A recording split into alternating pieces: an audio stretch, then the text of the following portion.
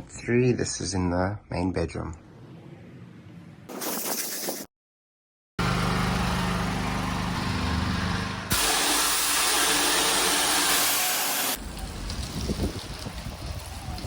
We are tackling the main leak affecting Unit 3. We've definitely got a hollow tile. These two tiles are cracked and the water's getting in underneath. If you look a bit closer, you can see we have cracks all over the show. Where the stones are, we are going to coat the entire square. On the larger tiles, we just do the grout lines and we will seal the cracks. We also have some larger gaps that we'll fill up and then seal.